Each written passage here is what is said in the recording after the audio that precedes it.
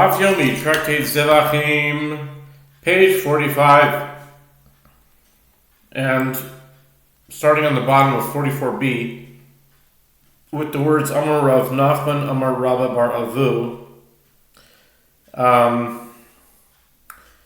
Just for context, we were talking about the bull for an unwitting sin of the anointed priest, and the peace offering.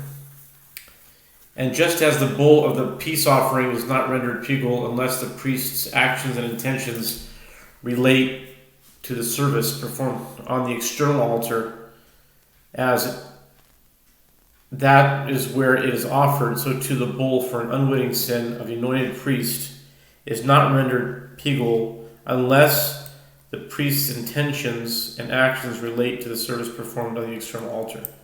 They were comparing the anointed priest with the peace offering. Right. So the last line there, Amar Rav Nachman, Amar Rabba Bar Avu, Amar Rav Halacha Karabe Lazo, Shama Mashul Yosi. Rav Nachman says that Rabba Bar Avu says that Rav says the halacha is in accordance with the opinion of Rabbi Elazar, who says his ruling in the name of Yossi. Amar Rav said, and now we are on page 45a, top of the page, with the words Hilchasa leMashiacha. Hilchasa in a question. Hilchasa leMashiacha. Amar le. Just a small point because I do a lot of gematrias. I really enjoy gematrias, as many of you know. The gematria value, the numerical value of the word geula, which is today's page number 45, is memhe, and that equals geula. And the first words are hilchasa l'mashiacha, a halacha for the messianic period. That's interesting. That the moment we get onto page 45, geula, we see the words l'mashiacha. Just a cute observation. But Rav is saying, and he's asking, Hilchas Mashiach, does one issue a halacha for the Messianic period when the temple will be rebuilt? Meaning, we tend not to do that. We cannot paskin halachas now for when the temple will be rebuilt. Who knows what kind of new things will come into play? And furthermore, if you would paskin it now, what would be the point? You can't put it into action anyway. So why are you saying this is how it is? Or it's not useful. I think that would be less. I mean, you could argue that it's useful just to know what the law is, even though it's abstract. But apparently they have this thing that we don't. At least he held that we don't issue a hilchos Mashiach. So Amar Le'abai said to him, Eliyata kol shchitas kodshim lo yitlisni hilchos Mashiach ela dorosh shekabel. Yeah, that's what I was hinting at, I think, before. Dorosh shekabel schar is kind of like with the Ben Sor and Morer. It says there'll never be one. A rebellious son, the one that the Torah exactly specifies, or the way Chazal classify it or define it, it will never happen. Never was, never will be.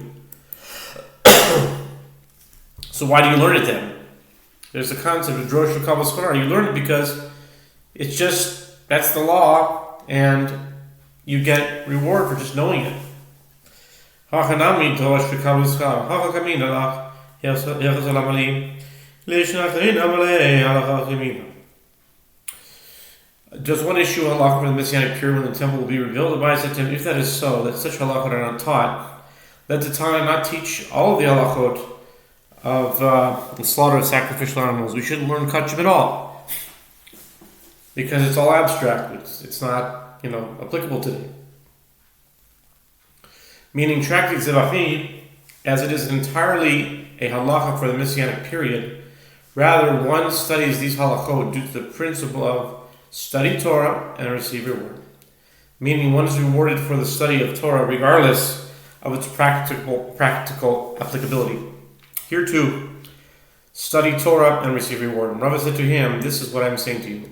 Why do I need a practical ruling of halacha? According to another version, which presents the same answer in different terms, Rava says to him, I spoke in reference to the ruling of halacha, as it is puzzling that halacha ruling is given in this case. Okay, so how I understand it, Rava is saying, why do you need to rule the halacha? I didn't say don't learn it. Learn it. Learn it. Great. But why do you have to rule a halacha on it? You can learn all the halachos of it, but not necessarily paskin on it. And so it looks like Rava still has a question that hasn't been answered. So that's the end of that. Here's something that I think about sometimes. That, in the Gemara, you have tekus, right? Unanswered questions. But there are many things that have the same outcome as teku, basically unanswered questions. If it says tiyufta to this person, tiyufta or kashya, it's really, for all practical purposes, it's the same thing as a teku, but it's not called a teku. And there's a lot of unanswered questions that they're not considered teku. And why is that? Like in this case, Rava said to him, I spoke in reference to the ruling of halacha, as it is puzzling that halachic ruling is given in this case. And Rava, from the way I understand, I could be misinterpreting it, but Rava is saying, just learn it. Why do you have to paskin on it? Okay, new Mishnah. Kad shegoyim ein chayav aleim mishum pigu no yisrael v'tamei yishach nechutz padul d'rav Yishimon Rabbi Yossi mechayiv. With regard to offerings consecrated by Gentiles for a sacrifice to God, one is not liable for eating them, neither due to violation of the prohibition of notar, nor due to the violation of the prohibition against eating the meat while ritually impure, and one who slaughters them outside the temple courtyard is exempt. This is a statement of Rabbi Shimon, and Rabbi Yossi deems him liable. That's the Mishnah. Gemara. Tanabanan. Kachi goyman in Rabali. Ve'en chayav halem mishum pigu no yisrael v'tamei. The sages taught the Braita, with regard to offerings consecrated by Gentiles, one may not derive benefit from ab initio, but if one derives benefit from them, he is not liable after the fact for misusing consecrated property, and one is not liable for eating them, neither due to violation for the prohibition of paying with the sacrificial rites, or performed with the intent to eat the offering beyond its designated time, nor due to violation of the prohibition of the prohibition against eating the meat while ritually impure. Ve'enos im tibura. And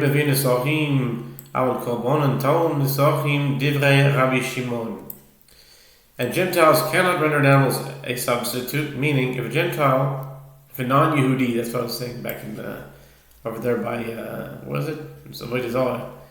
If a non-Yehudi stated with regard to an animal, it should be the substitute of consecrated animal. The substitution does not take effect, and the non-Yehudim cannot bring libations that are brought by themselves as a separate offering, and do not accompany an animal's offering, but their animal offerings require libations. This is the statement of Rabbi Shimon. Amar Rabbi Yossi Royani, Yechulan lehachmil, shenemar behen Lashem, Amet HaMamoyim, Yekoshim Yizbeach, Yekoshim Yizbeach, Yekoshim. Rabbi Yossi says, I see the logic of the opinion that in all these cases, it is correct to be stringent about the offerings of Gentiles, as it is stated with regard to them. Any man of the house of Israel, or of the strangers in Israel, that will sacrifice his offering to the Lord.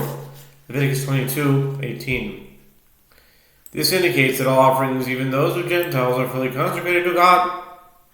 Therefore, the halacha of misuse people without tzar and eating the meat while ritually impure should all apply to the offerings of Gentiles, non-Yehudim.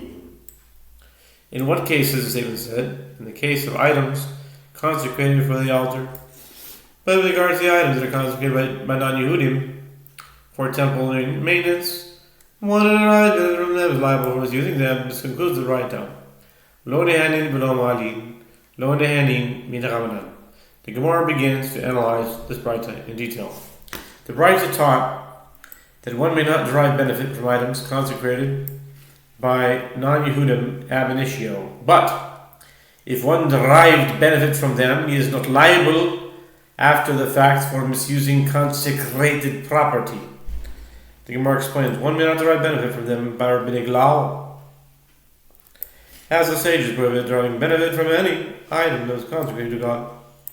Velo malin, digomi lechet chet mitchuma. Dibitruma ksi b'nei Yisrael lo goyim. The Gemara's explanation continues. But if one derived benefit from them, he is unliable after the fact for misusing consecrated property.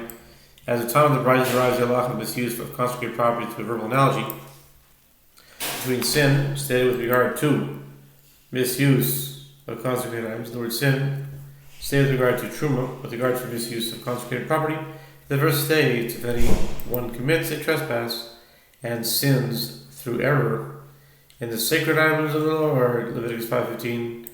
In the case of truma, the verse states, lest they bear sin for it and die due to it, if they profane it, Leviticus 22 verse 9.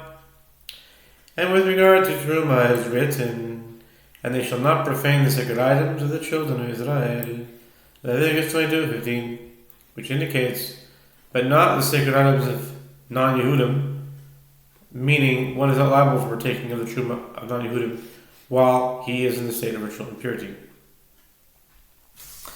The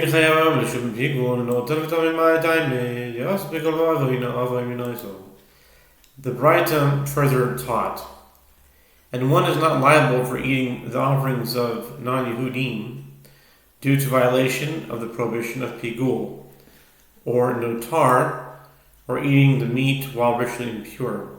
The Gemara asks, what is the reason for this? The Gemara explains, that the halacha of pigul is derived through a verbal analogy between the words iniquity, which is stated with regard to pigul, and the word iniquity, which is stated with regard to notar. With regard to pigul, the verse states, it shall be pigul, and the soul that eats it shall bear his iniquity. Leviticus 7:18. And with regard to leftover sacrificial meat, the verse says, therefore anyone who eats it shall bear his iniquity. Leviticus 19 verse 8.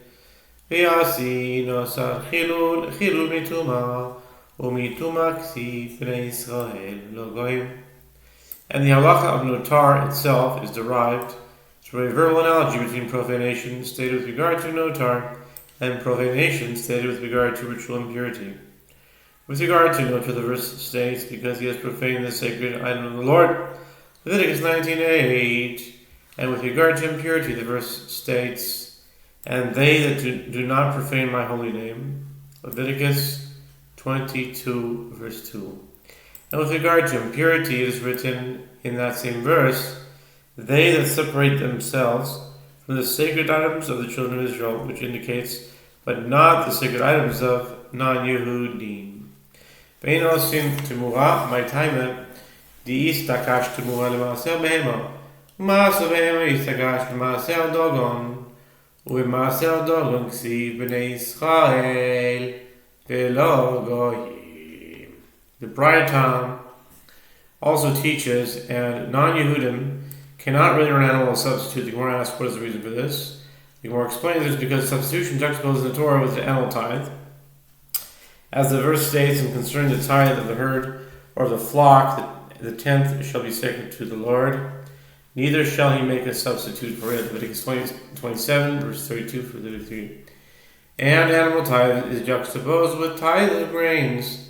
As the verse states, you shall tithe, aser to aser, all the increase of your seed that the field brings forth year by year, and you shall eat before the Lord your God in the place that he shall choose to place his name there. The tithe of your grain, Deuteronomy 14:22-23, the doubled verb form aser to aser is understood as an allusion to two tithes, grain tithe and animal tithe. With regard to the tithe of grain, it is written, when you take the children of Israel the tithes, Numbers 18:24. It's my bar mitzvah Parshas Korach. When you take of the children of Israel of the tithes, Numbers 18:24, which indicates, but not of non-Yehudim. But the Gemara asks, does it matter to derive via a juxtaposition? Again, teach via a juxtaposition. There's a principle that in consecrated matters, a halacha derived via juxtaposition cannot teach another halacha via juxtaposition. The Gemara answers, this derivation is not relevant exclusively to consecrated matters, as the tithe of the grains is not sacred food. The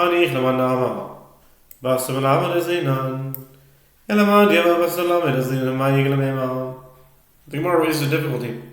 This works out well according to one who says that when implementing this principle, we follow the source that teaches the halacha. Meaning, if the matter that teaches the first juxtaposition involves non-sacred items, one can employ two juxtapositions even with regard to deriving the halacha for consecrated matters. But according to one who says that we follow the matter that is taught in the halacha, meaning the case to which we wish to apply the halacha, and if that case involves offerings, one cannot employ two juxtapositions. What can be said? Ela masa behem echoy shein kavua lezmanu echoy v'shein lekavua zman kavua yisrael maisu goy v'maisu. Rather, the reason why non-Yehudim cannot bring an animal tithe offering is that animal tithe is an obligation for which there is no fixed time, and with regard to any obligation for which there is no fixed time, a Yehudi can bring it, but non-Yehudim cannot bring it. As stated, a substitution is juxtaposed with the animal tithe, and therefore non-Yehudim can also not render an animal a substitute. Ve'im mavin nisachim, ve'im mavin nisachim, Ezrach mavin nisachim, ve'im agoy mavin nisachim, yachol v'tiyala seitunas nasachim tamalam v'kachim. The Braita teaches, and non-Yehudim cannot bring libations that are brought by themselves as a separate offering and do not accompany an animal offering. But their animal offerings require libations. The Gemara cites the source of these halachot. The sages taught in Braita. The verse states with regard to libations, all who are homeborn shall do these things after this manner. Numbers 15:13, which teaches that those who are homeborn, meaning Yehudim, can bring libations as a separate offering. But a non-Yehudi cannot bring such libations. One might consequently have thought that a non-Yehudi's burnt offering should not require the standard accompanying libations. Therefore, the verse states, so it shall be done for each bull. Numbers 15:11, which indicates that every offering requires libations. Amar Yossi, my time. The Braita continues. Yossi says, I see that in all of these cases, it is correct to be stringent. In what case is this statement said? In the case of items consecrated for the altar. But with regard to items that are consecrated by non-Yehudim for temple maintenance, one who derives benefit from them is liable for misusing them. The Gemara asks, what is the reason of Rabbi Yossi? Kasavam ki gama mila chet mitruma dumya de truma dekadesha kedushas haguf abal kedushas betegabayis kedushas domim lo. The Gemara answers that Rabbi Yossi holds that when the halacha of misuse of consecrated property is derived through a verbal analogy between sin stated with regard to misuse of consecrated property and sin stated with regard to truma, this is referring to items that are similar to truma, which is sacred with inherent sanctity, with regard to an item consecrated for temple maintenance, which has no inherent sanctity, but only sanctity that inheres in its value. This exemption of non-Yehudim does not apply. Tanu Rabbanan. The Gemara continues to analyze the opinion of Rabbi Yossi. The sages taught in a Braita with regard to blood that became impure, and a priest sprinkles it on the altar. If he did so unwittingly, the offering is accepted. And this concludes 45a, and hopefully start the next 45b. After the break. Yep.